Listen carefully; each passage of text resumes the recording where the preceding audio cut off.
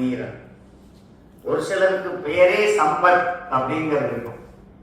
பத் அப்படிங்கிறது சமஸ்கிருதத்துல ரூட். சம்பத்து, விபத்து இதெல்லாம் அதிலிருந்து வரும். சம்பத் அப்படின்னா உடைமை. திருக்குறள்ல நிறைய வரும். பொருளுடைமை, அருளுடைமை, இது எல்லாமே அதாவது நல்ல விஷயங்களை உடையவர், சிறந்த விஷயங்களை உடையவருக்கு பெயர் தான் சம்பத். ஒருவன் தன்னுடைய நல்ல காலத்திலும் தனக்கு கஷ்டம் ஏற்படுகின்ற காலத்திலும் எந்த விதமான மனக்குழப்பமும் இல்லாமல் தைரியமாக இருப்பவர்கள் தீரர்கள். அந்த வகையில் நாமெல்லாம் தீரர்களுடைய வாரிசுகள். சுவர் இருந்தால்தான் நாம் சித்திரம் வரைய முடியும்.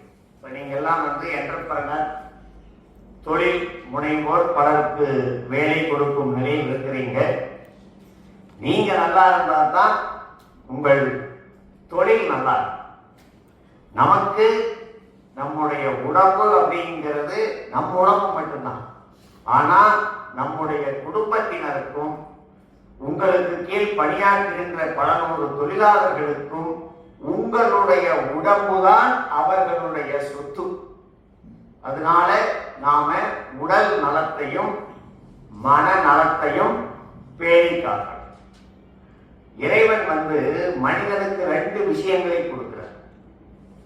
ஒன்று சொத்து, இன்னொன்று கிஃப்ட், பரிசு. பரிசு அப்படிங்கிறது நம்முடைய உடம்பு. இப்ப நீங்க எனக்கு ஒரு நினைவு பரிசோ ஒரு பூங்கொத்தோ கொடுக்குறீங்க.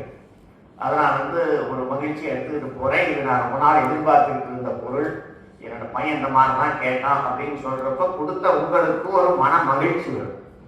அதையே நான் ஒரு பொருட்படுத்தாம அப்படியே தூக்கி போட்டு போயிட்டா உங்களுக்கு மனம் கஷ்டப்படும். ஆனா உங்களுக்கு அதுல எந்த ரைட்ஸும் கிடையாது. நான் ஒரு மகிழ்ச்சியா எடுத்துக்கிட்டு போலாம். அடுத்த முறை உங்களை சந்திக்கிறப்ப நீங்க கொடுத்த அந்த கிஃப்ட் எனக்கு ரொம்ப பிரயோஜனமா இருக்குது, இதை பாருங்க நான் வச்சிருக்கேன் அப்படின்னெல்லாம் கூட சொல்லலாம். அதை தூக்கியும் போடலாம். அதே போல நாம் நம்முடைய உடம்பை நன்றாக வைத்துக் கொண்டால் இறைவன் மகிழ்ச்சி அடைவார், இல்லை என்றால் வருத்தப்படுவார். சொத்து, சொத்து என்பது மகிழ்ச்சி. மனிதனுக்கு சொத்து என்பது யதார்த்தம். அதாவது யதார்த்தம் அப்படிங்கிறது எண்ணம், சொல், செயல் மூணும் ஒரே நேர்கோட்டில் இருக்கணும். அப்பத்தான் ஒரு மனிதன் மகிழ்ச்சியாக இருக்க முடியும். அத ஆர்ஜவம் அப்படின்னு சொல்றோம். இப்போ நான் என்ன நினைக்கிறேனோ நினைக்கிறத பேசணும். என்னுடைய பேச்சு கேட்டபடி என்னுடைய செயல் இருக்கணும். அதுதான் யதார்த்தம். எக்ஸாம்பிளுக்கு இப்போ நீங்க கூப்பிட்டீங்க, நான் பேசுறேன். அது எப்பதான் இவங்கெல்லாம் முக்கியமானவங்க கூப்பிட்டு இருக்கிறாங்க, இதை தவிர்க்க முடியல தலைவிதியேன்னு பேசுனா முதல்ல என்னளவில் நான் மகிழ்ச்சியா இருக்க மாட்டேன். நீங்க மகிழ்ச்சியா இருக்கிறீங்களோ இல்லையோ, நான் ஒரு மனதார ஒரு கருத்துக்களை பகிர்ந்து கொள்ள வேண்டும், உறவுகளை சந்திப்பதற்கு ஒரு வாய்ப்பு அப்படின்னு என்னுடைய எண்ணம், சொல், செயல் மூணும் நேர்கோட்டில் இருந்தா மட்டும்தான் நான் மகிழ்ச்சியா இருக்க முடியும். இதே இது வீரனா வம்பா போச்சு, உடனே மாட்டேங்கிறாங்களே, நம்மளை போட்டு துக்கப்படுத்துறாங்களே, அது சிவகுமார் பல முறை கூப்பிட்டு நம்மளை நச்சு பண்ணி அப்படியெல்லாம் ஒரு கூப்பிடல. நான் ஒரு பெரிய வாய்ப்பா தான் எடுத்துக்கிட்டேன். எங்கேயுமே பேசுறதுக்கு ஒரு வாய்ப்பா தான் எடுத்துக்கிறோம் சொல்றேன். அதாவது அப்படி இருந்தா தான் நீங்க மகிழ்ச்சி அடைகிறீங்களோ இல்லையோ, என்னளவில் நான் மகிழ்ச்சியாக இருக்க முடியும். இப்போ நல்ல சித்திரம் என்பது நம்முடைய தொழில், குடும்பம். சுவர் என்பது நம்முடைய உடம்பு, ஆரோக்கியம். நல்ல ஆரோக்கியத்திற்கு 4 விஷயங்கள். அடிப்படையில் அறிவுக்கும் ஆரோக்கியத்திற்கும் குறுக்கு வழிகள் கிடையாது. அறிவுக்கும் ஆரோக்கியத்திற்கும் குறுக்கு வழிகள் கிடையாது. அதான் சொல்லுவாங்க, வருந்த வருந்த வருவாள் ஒருத்தி, வருந்தாவிட்டாலும் வருவாள் ஒருத்தி, வருந்தினாலும் வாராள் ஒருத்தி, வருந்த வருந்த வருவாள் ஒருத்தி அப்படிங்கிறது கலைமகள் சரஸ்வதி. சரஸ்வதியே படித்தால் மட்டும்தான் நம்மளால பெற முடியும். சரஸ்வதியை குறுக்கு வழியில் அடைய முடியாது. பணம் கொடுத்து காலேஜில் சேரலாம், பணம் கொடுத்து பாஸ் பண்ணலாம், காசு கொடுத்து பட்டம் வாங்கலாம். ஆனால் படித்தால் மட்டும்தான் படிப்பு வரும். சரஸ்வதியை குறுக்கு வழியில் அடைய முடியாது. வருந்தாவிட்டாலும் வருவாள் ஒருத்தி. இப்ப பேசிக்கிட்டே இருக்கிறோம். தூக்கம் மூதேவி, எந்த கஷ்டமும் பட வேண்டியதில்லை. பேச பேச தன்னை போல தூக்கம் வந்து. மூணாவது, வருந்தினாலும் வாராள் ஒருத்தி, மகாலட்சுமி. லட்சுமி லட்சுமி அப்படின்னா ஒருத்தன் வந்து கடைசி வரைக்கும் கஷ்டப்பட்டுக்கிட்டே இருப்பான். அவளுக்கு ஒண்ணுமே ஒட்டாது. ஒருத்தர் அப்படி இப்படியுமா டக்குனு மேல் லெவலுக்கு போயிடும். அதுக்கு பெரியதெல்லாம் வேண்டியது கிடையாது. ஸோ வருந்த வருந்த வருவாள் ஒருத்தி கல்வி சரஸ்வதி. வருந்தாவிட்டாலும் வருவாள் ஒருத்தி மூதேவி. தூக்கம் இன்னைக்கு அதே பிரச்சனையா இருக்கு. இன்னைக்கு தூக்கம் இல்லாததே பெரிய துக்கமா போச்சு. மூணாவது, வருந்தினாலும் வாராள் ஒருத்தி சரஸ்வதி லட்சுமி. அதே போல ஆரோக்கியத்திற்கும் குறுக்கு வழிகள் கிடையாது.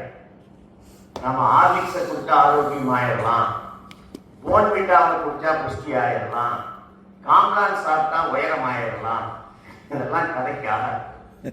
நல்ல ஆரோக்கியத்திற்கு 4 விஷயம்: நல்ல உணவு, நல்ல உடற்பயிற்சி, போதிய ஓய்வு, நல்ல தூக்கம், நல்ல மனநிலை.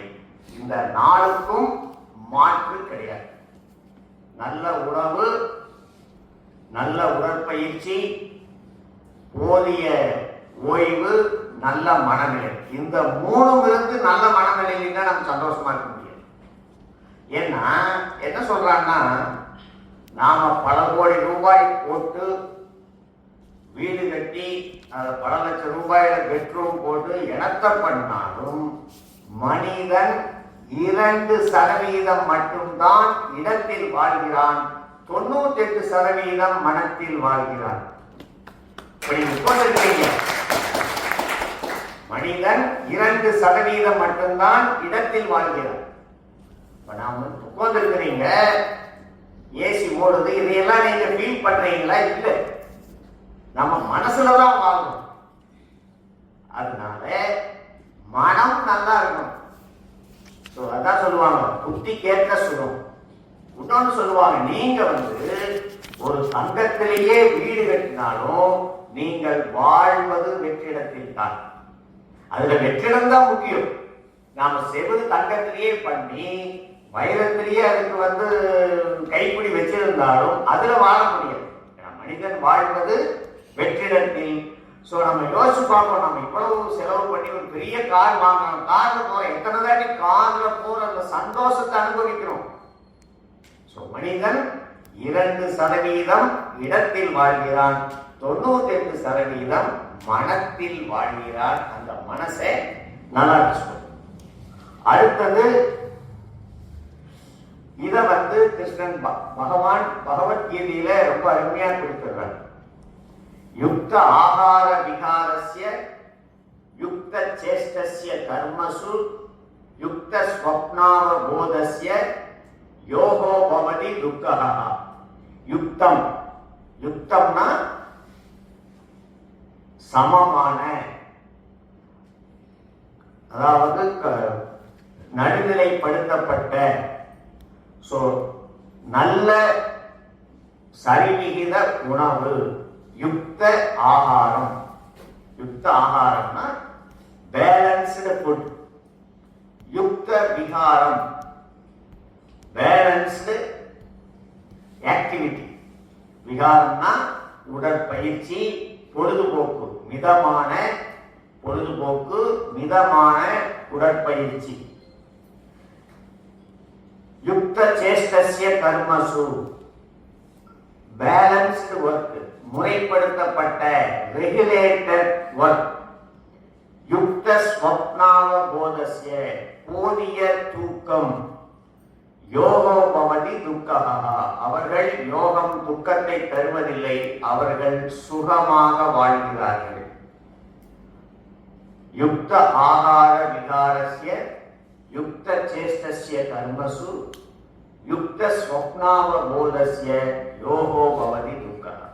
ஒண்ணு போதும், எல்லாத்திலையும் மிதமாக உண்டு, மிதமாக உடற்பயிற்சி பண்ணி போதிய அளவு ஓய்வெடுத்து தேவையான செயல்களை செய்பவன் வாழ்க்கை நல்லா. அப்போ நம்ம முதல்ல ஆகாரம், அன்னம், ஆகாரம் தான் அன்னம். நம்முடைய வேதத்துல